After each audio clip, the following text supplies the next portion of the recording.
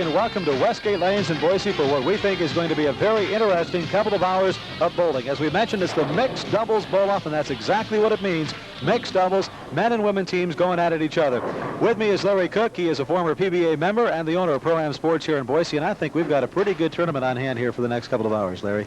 It's a real interesting format, Wayne. We've, as you said, it's a mixed doubles tournament. Handicap. The handicap basis will be on 100% of 210 handicap basis.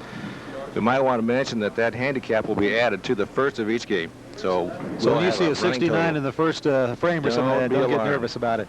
One thing about this, what happened was is that all the individual bowling centers around the Treasure Valley had tournaments. We narrowed it down to 12 teams. A couple of weeks ago, those 12 teams came here to Westgate Lanes. They narrowed it down to 7 teams, and those are the 7 teams that we have here today. But since it was so tough to get down to the final 12, we thought you'd like to see all 24 bowlers who made it to the final 12, so let's take a look at them. Representing Sunset Lanes in Ontario, Wade and Julene Hart. From Westgate Lanes in Boise, Glenda Huntley and Hap Hazard. From Lake Hazel Lanes in Boise, Pam Landon and Marv Taveras. Representing 20th Century Lanes in Boise, Mona and Phil Checketts. From Timber Lanes in Boise, Chris Bauer and Ed Allen. There you see Wade Hart. And now, let me ask you about this. The Harts, as they get ready now to bowl Ed Allen and Chris Bauer out of the Timber Lanes. Fatigue. Is there a fatigue factor in this now they've won 4 games? I don't really think there probably is all that much. The adrenaline really gets flowing in something like this, so I think they're probably ready, and they're really picking their spares well now. They're going to be tough. 10-pin handicap advantage for the Harts in this one. So Allen and Bauer are going to have to make up just a little bit. This is Chris Bauer. As I mentioned, out of the Timber Lanes. And that's the way to start.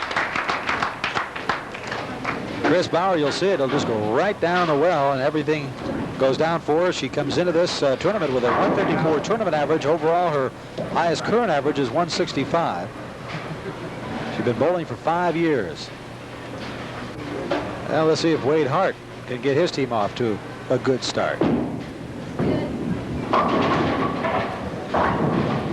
Well, there's our 10 pins. I was going to say, if he misses this, there's the 10 pins right there as far as the handicap advantage goes for the Harts.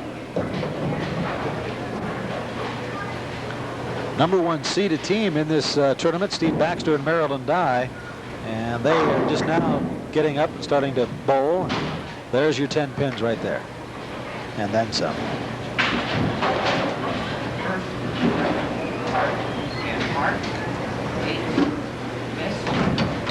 Again, we said it before, but in that first frame is when they add the handicap on. So the Wades with the 56-pin handicap, the Allen Bauer team with a 46-pin handicap. Julene Hart leaving the 5-pin. That was a nice break for Julene. That's a head pin. Wayne, she just got some good mix off the wall. But in fact, she darn near carried it. Well, I tell you what, I watched so many bowling games today. Losing perception. Oh, that's too bad. Well, whereas we saw before, Landon and Taveras had a problem with 4 open frames. Here the Harts have left 2 open frames. We got 2 really pretty accomplished bowlers here in Chris and Ed. Ed Allen from Boise. Been bowling for 20 years. Ed throws a spinner right out the corner. Solid 10 pin. Well, Ed could knock him down. He's had a 298 game. Sure can't get much better than that, can you? Good ball. Ed's throwing one of the new urethane balls, a hammer.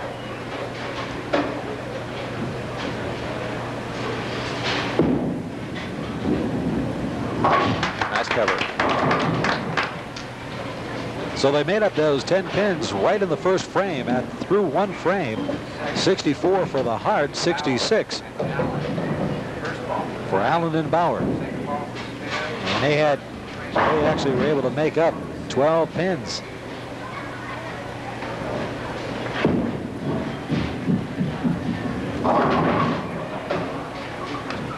Chris came a little light that time. She got 2.45.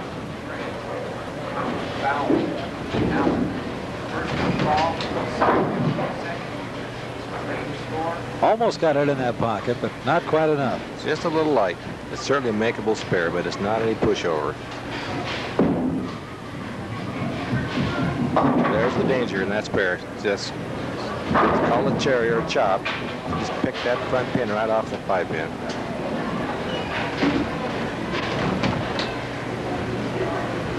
Now, important here for Wade Hart to do something, get his team, not necessarily that they're out of it, but really get it back into competition. It's close. And boy, that's a real tough break. You see, I was watching Julian's reaction after this, and you could just see she just kind of said, maybe our luck is starting to turn for the worse. She's going to bite that bottom lip off. There's a little bit of nervousness here, a little bit of competitiveness. Boy, He may make it. He's got it. That gets a standing ovation from Julian Hart. Great shot. Look at the reaction. Hey, nothing to it. Nothing to it.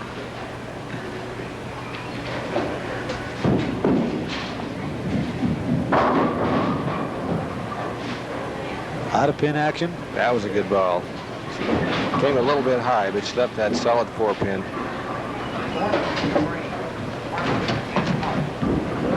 I find it's interesting now. The Hearts have gone through the first 3 games, and you can see that they're basically going through them, and they're giving it a good shot, and they're having fun. Now all of a sudden, you can see a little more intensity, a little bit more nervousness. Now it's starting to mean something. They're almost down there to the championship game. Picking that split by Wade could have just really gotten started here. You can see through the 3rd frame now, it's all even up at 92. And of course the Hearts are working on a spare, so they basically have a little bit of an edge.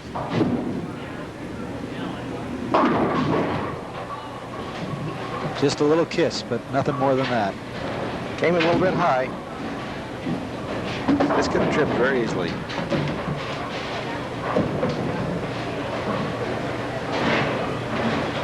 Almost hear Ed talking about the flat bottom pins under his breath.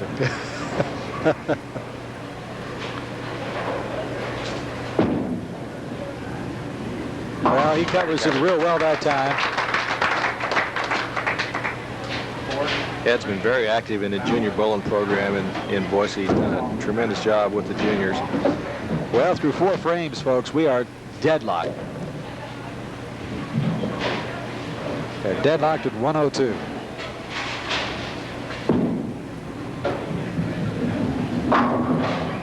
Al, Chris left a little wide.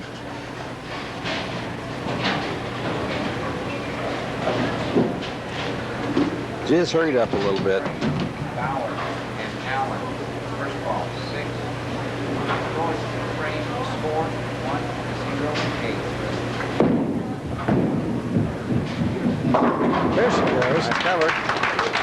Get them to fall like a bunch of dominoes. That's what you want to do. So you continue to mark up there. And again, at this point in the game, I'll tell you, nobody can afford to make a mistake.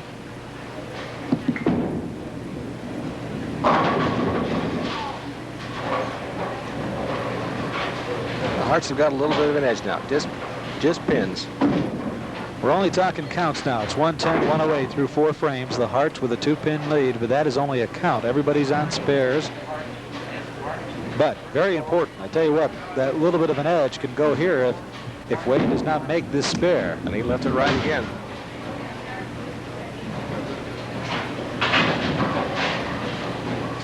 So now the edge goes back to Bauer and Allen. Julian using a hard rubber bowling ball.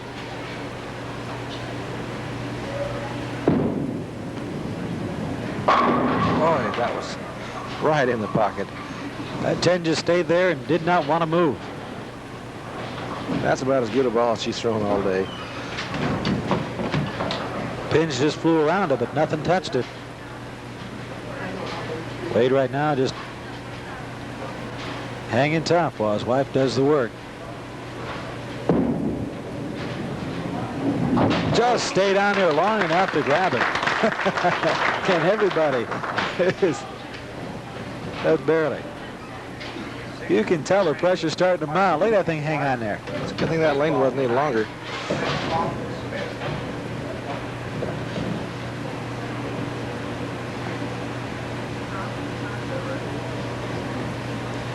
So Ed Allen.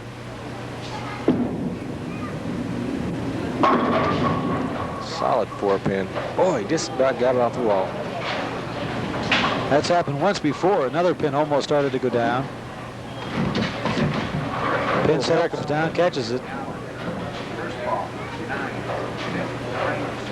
Another thing about this mixed doubles competition, you bowl every other frame, and so a lot of guys, a lot of bowlers just like to get up there and bowl every frame, and so it's a little different to have to sit and wait every other frame.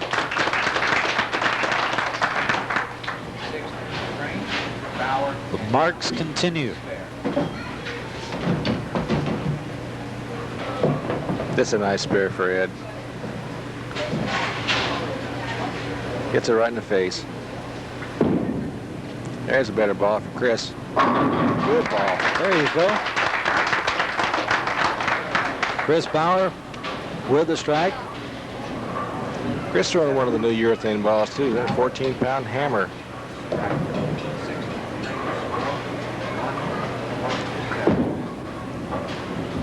Wade right on that head pin just about. Doesn't get a split. He doesn't get a split because he throws that ball like a rocket. Strong young man.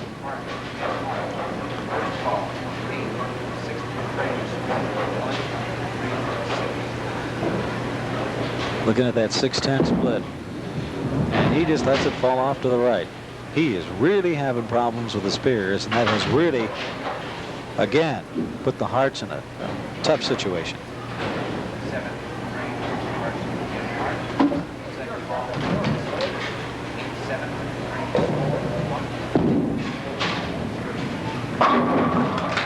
Julian has really come back each and every time and has really handled the pressure well.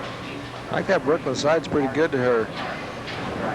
That's where most of her strikes have come.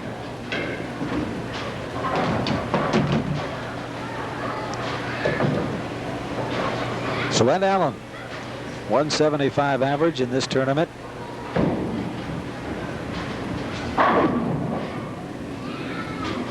Oh, he's right in there. Now that really helps them out, keeps the pressure on the Hearts now. Really, Allen and Bauer in the driver's seat. Right in there. 10 in the pit.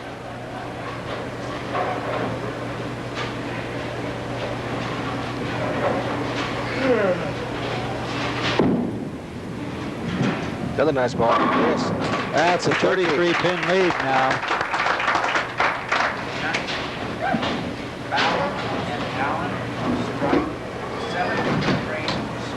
Very nice ball.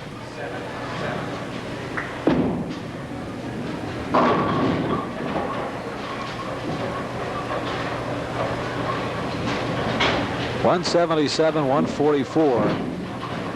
Allen and Bauer. Well, it looks like that the Hearts may be mathematically out of it now. Yeah, it's those 3 strikes in a row really put a different complexion on the entire game, and Wade misses this, it'll be academic. Good pressure shot by Wade Hart. They got to hand it to the Hearts, though. They hung tough, seeded 6th, and they were able to go all the way through until they came up here to the number 2 seed.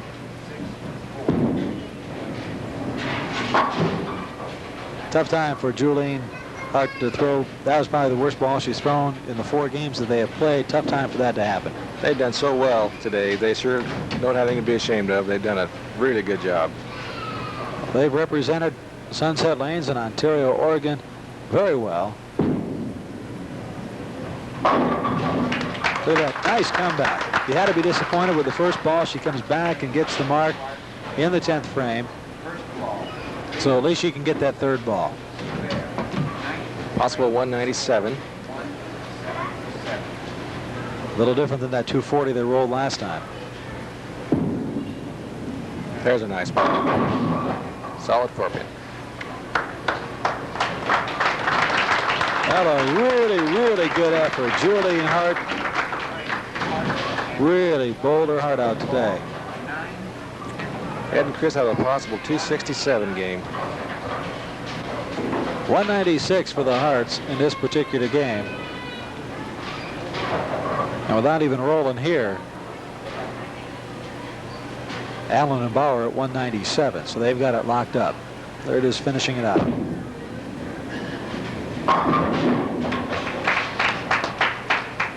So it's going to be Ed Allen and Chris Bauer up against our #1 seed, Steve Baxter and Marilyn Dye.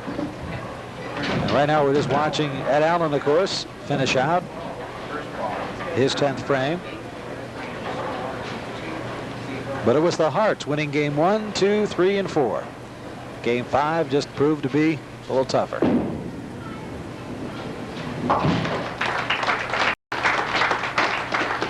Again, you're watching the 1985 Treasure Valley Mixed Doubles Bowl-Off live from the Westgate Lanes in Boise. We will have a replay of all the action tonight at 10:30, so in case you missed any of it and wanted to catch it, you can do so at that time. Wayne DeZubak along with Larry Cook. There's Wade and Julian Hart, who have dominated our program so far. They've been in every one of our games and done very well. And there's a nice 245 game. 245 game for Ed Allen and Chris Bauer. They have won this one and will go into our championship game here at Timber Lanes against Steve Baxter and Marilyn Dye. And we'll be back with the championship showdown in just a moment.